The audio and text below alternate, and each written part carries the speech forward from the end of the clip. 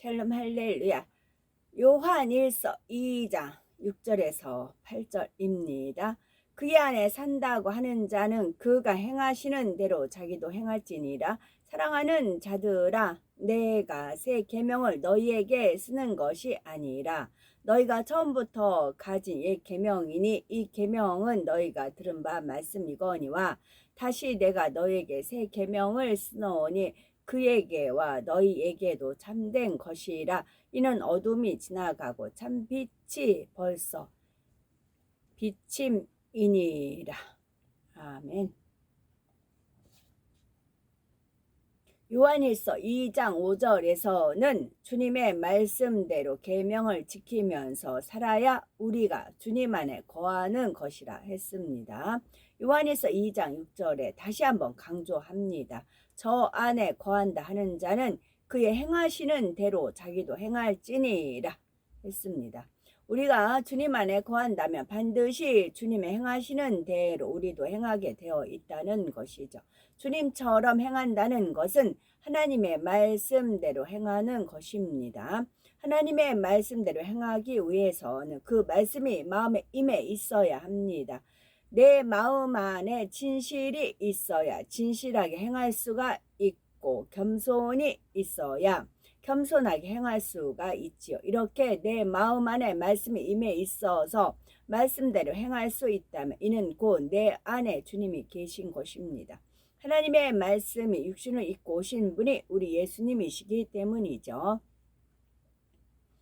요한복음 6장 56절에 보면 내 살을 먹고 내 피를 마시는 자는 내 안에 거하고 나도 그 안에 거하나니 하셨죠. 결론적으로 진리의 말씀대로 사는 사람이라야 내가 주님 안에 거하고 주님도 내 안에 계신다고 말할 수 있습니다. 이렇게 내 안에 주님이 계시면 그 진리인 하나님의 말씀이 있으면 성령의 음성도 밝게 듣습니다. 이런 사람은 어둠에 거할 수가 없지요. 자기 유익을 위해 비진리를 행하고 나하면 스스로 너무나 괴로운 마음이 되기 때문입니다.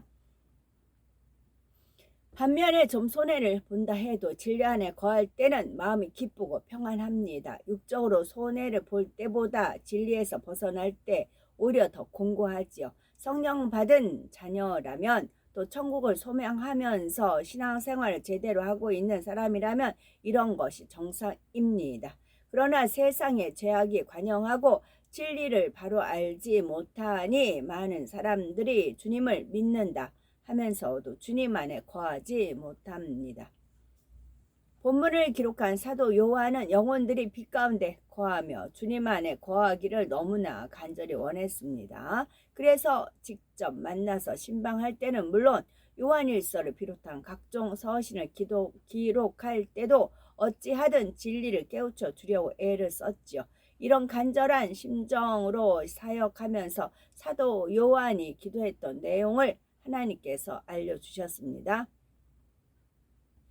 아버지여, 아버지여, 내 주여, 내 주여, 정녕 이 빛 가운데 행하며 진리 가운데 행하는 것이 얼마나 기쁘며 참 생명과 소망이 되는지를 영혼들이 느끼게 알게 하여 주시며 아버지의 그 근본의 선하신 뜻과 아버지께서 갖고 계신 그 사랑을 인생들이 느끼며 알게 해 주소서. 그래서 진리로 행하는 것을 인해 기뻐할 줄 알게 하시고 진리로 행함을 인하여서 아버지 앞에 사랑을 이룰 수 있는 영혼들로 나오게 도와주시기를 원합니다. 이들에게 아버지의 말씀을 주셔서 가라지 아니하며 이 아버지의 말씀이 있으므로 아버지께서 원하시는 길을 찾아갈 수 있나이다. 이것이 아버지 사랑임을 느끼게 하여 주소서. 또 말씀 가운데 거한다는 것, 진리 가운데 거한다는 것이 얼마나 그 영혼을 윤택하게 하는지 또 축복과 아버지의 주신 은혜를 입게 하는지 깨우치게 하여 주소서. 이 주님의 사랑을 아버지의 사랑을 인생들이 느끼며 알 수 있게 도와주소서. 아버지의 은혜가 내 안에 있고 주의 은혜가 내 안에 있으므로 아버지께서 알려주시고 깨우쳐 주시는 이 진리의 말씀이 주께서 알려주셨고 깨우쳐 주셨던 이 진리의 말씀이 성령을 통하여 감동함으로 가르쳐 주신 이 진리의 말씀이 내 안에 있사오니 이것이 너무나 소중하나이다. 그러나 이 말씀을 내가 갖고 있는 것으로 그치는 것이 아니라 이 인생들에게 이 무한한 아버지의 사랑과 주의 사랑과 성령의 넓으신 마음 도와 주시려는 그 능력을 마음껏 알리기 원하오며 아버지의 마음을 인생들에게 펼쳐 보이기를 원하오매 아버지여 도와주시고 역사해 주옵소서. 그래서 인생들이 아버지를 경외함을 즐거이 하게 하여 주옵시고 또 주 예수 그리스도로 말미암아 이루시는 아버지의 사랑을 느끼게 하여 주시되 성령의 역사를 통해 이루어가는 이 일들이 참이요 그것이 축복된 기름을 느끼게 하셔서 아버지께서 원하시는 삶을 살아가게 도와주소서. 아버지께서 주신 이 빛 대신 말씀으로 태초 이전부터 말씀으로 계셨던 그 아버지의 근본의 사랑으로 어떻게 하는 것이 아버지의 참 자녀요 어떻게 그런 참 자녀로 살아갈 수 있는지 알게 하셔서 아버지께 영광 돌려 나갈 수 있게 도와주소서. 이 참되신 말씀을 마음에 새기게 하시고 빛 되신 아버지와 이와 같은 사랑의 마음을 그 마음에 새기게 도와주소서. 그래서 빛 가운데 인도받고 어둠과는 짝하지 않게 하시며 그 능력으로 붙들어 주셔서 아버지의 참 자녀로 나올 수 있도록 그 길을 내어 주소서. 사도 요한은 하나님의 말씀대로 사는 것이 얼마나 중요한지를 압니다. 얼마나 평안하고 얼마나 행복한지 얼마나 형통하고 얼마나 큰 축복의 길인지 절절하게 체험을 했죠. 그래서 사랑하는 영혼들에게도 진리의 길, 축복의 길을 꼭 알려주기 원했습니다. 이 기도 한 구절 한 구절에 그 간절한 소망이 배어나지요. 빛 가운데 거하는 것이 얼마나 축복인지 얼마나 크신 아버지의 사랑을 잊게 하는지 얼마나 우리 영혼을 기름지게 하는지 이것을 영혼들이 깨닫기를 원하는 것입니다. 그래서 인생들이 어둠과 짝하지 말고 즐거이 진리를 행하기를 간구했지요. 영혼들이 중심으로 아버지를 경외하며 주님의 사랑 안에 거하면서 하나님께 영광 돌리기를 간구했습니다. 반면에 육을 버리지 못하면 여전히 시험 환난 고통 속에 받습니다. 전능하신 하나님의 사랑 속에 구하는 것마다 응답받고 구하지 않는 마음의 소원까지도 응답을 받으면 좋겠고 반면에 육을 버리지 못하면 여전히 시험 환난 속에 고통을 받습니다. 형통함도 없고 마음의 평안함도 없습니다. 전능하신 하나님을 의지할 수도 없고 아둥바둥 자기 힘으로 살아가야 하니 얼마나 힘이 듭니까? 그러니까 제발 헛된 육을 버리고 영으로 온 영으로 들어가라고 말씀하는 것입니다. 빌립보서 3장 1절에 너희에게 같은 말을 쓰는 것이 내게는 수고로움이 없고 너희에게는 안전하니라 하는 사도 바울의 고백처럼 우리도 영으로 들어가야 되겠다는 말씀이고요. 기도할 때도 모든 성도들이 영으로 들어와 하나님의 사랑과 또 모두가 진리 안에 거하여 복된 삶을 사는 것이 우리 아버지 하나님의 소원이기도 합니다. 누군가가 많은 사람들 앞에서 우리를 무시하는 말을 합니다. 순간적으로 자존심이 상하고 감정이 요동합니다. 그러나 하나님의 말씀대로 행하려면 낮아지고 온유해야 합니다. 이런 말씀이 떠오르자 금방 악한 감정을 가라앉히고 상대에게 온유하게 대해줄 수가 있습니다. 그랬을 때 나는 선으로 대해줬으니까 하고 넘어가 버리면 안 됩니다. 순간에 일어났던 감정을 기억해야 합니다. 내 안에 감정과 혈기가 남아있구나 깨달아서 완전히 뿌리 뽑을 때까지 기도해야 됩니다. 때로는 일부러 그런 것이 아닌데도 다른 사람의 감정을 상하게 하는 말이나 상처 주는 행동을 하게 될 때도 있습니다. 이럴 때도 내가 일부러 악을 행하려고 한 것이 아니니까 상대가 마음이 상했어도 어쩔 수 없지 하고 그냥 넘어가서는 안 됩니다. 정녕 주님 안에 거한다고 고백하는 사람은 순간의 마음씀과 말 한마디도 은혜롭고 덕스럽게 변화되려고 노력해야 합니다. 또 다른 예를 들면 내가 열심히 수고해서 열매를 내었는데 함께 일한 형제만 칭찬을 들었습니다. 순간 서운함이 틈타려고 했지만 즉시 마음을 돌려 감사하고 기뻐했지요. 그래서 결국은 진리로 생각했다 해도 마음에 서운함이 틈타려고 했던 것에 대해서는 기억하여 기도해야 합니다. 다음에는 그런 서운함이 아예 떠오르지도 않게 자기 안에서 벗어버려야 하는 것입니다. 탐심이나 짜증, 간음, 시기, 질투, 들램이나 판단, 정죄 모든 것이 다 마찬가지입니다.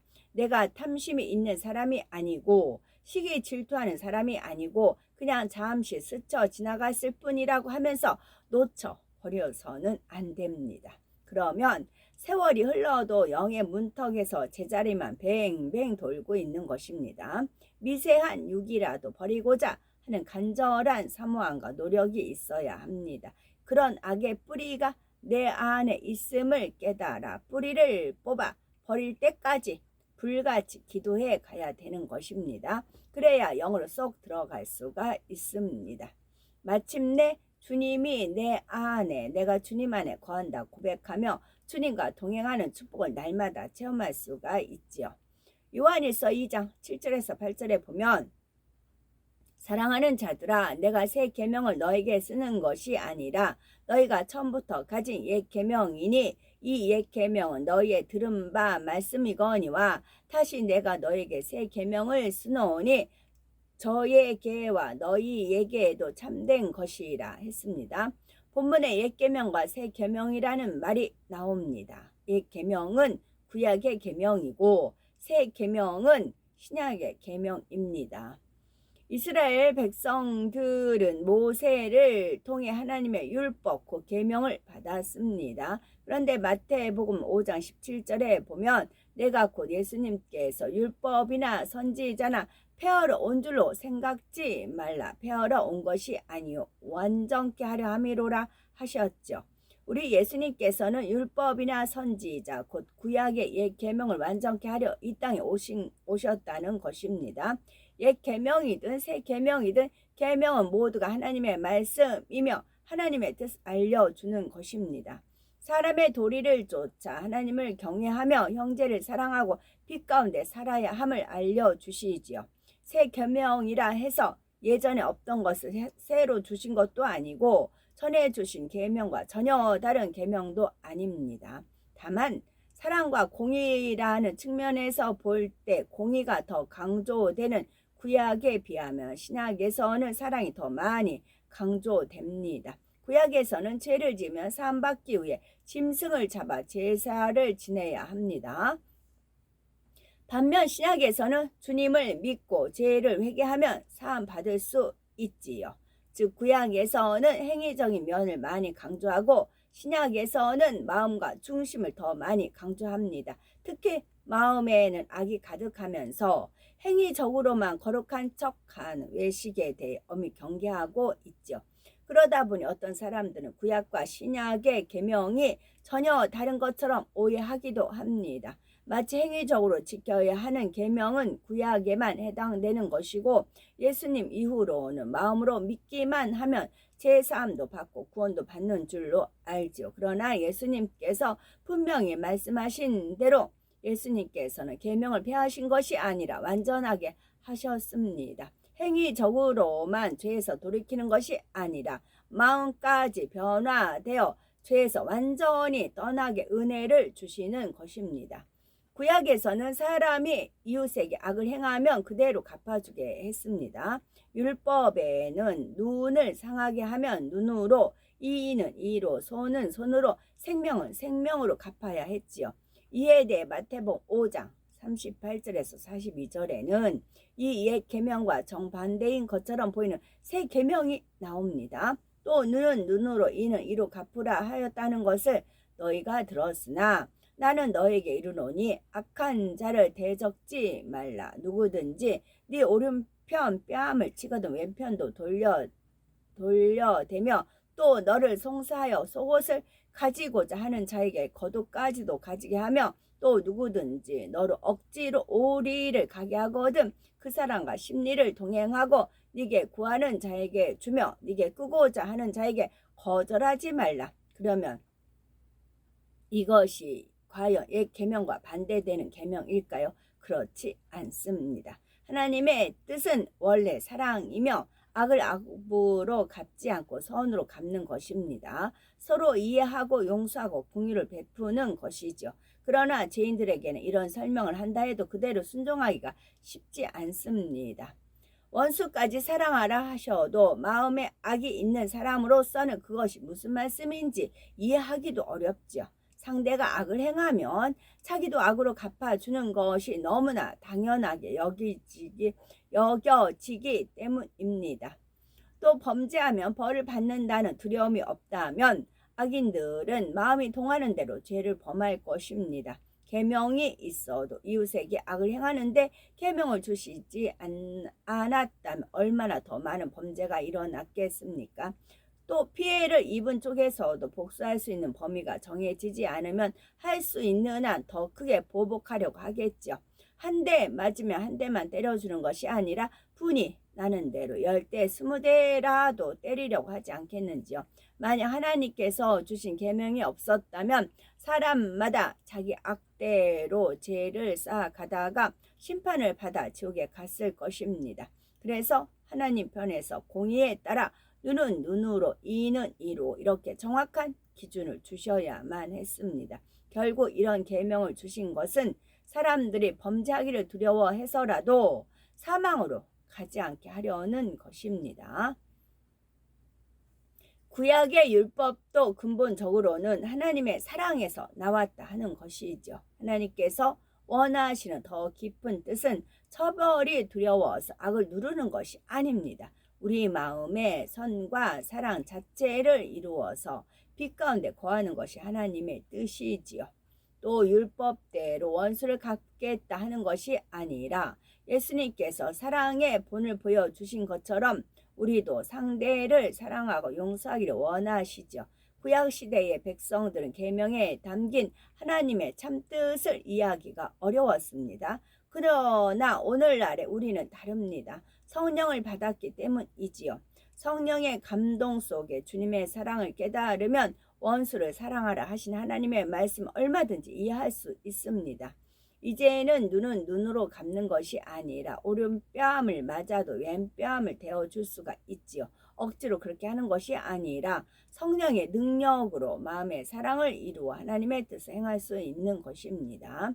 그래서 하나님께서는 성령을 받은 하나님의 자녀들에게 신약의 새 계명을 주셨습니다. 예수님께서 온전한 사랑의 본을 보여서 옛 계명을 완성하신 것처럼 우리도 사랑으로 행하라는 것입니다. 옛 계명을 사랑으로 완성한 새 계명이 있습니다. 본문 7절에 사도 요한은 서신을 받을 사람들에게 사랑하는 자들아 라고 불렀습니다. 하나님께서는 죄인들도 궁일이 여기시며 주님을 영접한 모든 하나님의 자녀들을 사랑하십니다. 그러나 하나님께서 더 사랑하시는 사람들은 중심으로 하나님을 사랑하는 사람들입니다. 만약 하나님께서 누군가에게 내 사랑하는 아들아 딸아 이렇게 불러주신다면 그는 분명히 하나님을 지극히 사랑하여 계명을 지키는 사람일 것입니다. 주가 내 안에 내가 주 안에 거한다고 자신에게 고백할 수 있는 사람이지요. 요한복음 15장 7절에 보면 너희가 내 안에 거하고 내 말이 너희 안에 거하면 무엇이든지 원하는 대로 구하라 그리하면 이루리라 하셨습니다. 우리 모두가 항상 주님 안에 진리의 말씀 안에 거하여 하나님께 사랑받는 자녀들이 되어야 되겠죠. 그래서 우리의 소원대로 무엇이나 응답하시는 하나님의 크신 사랑과 은혜가 우리의 삶 속에 넘쳐나야 되겠죠. 아멘.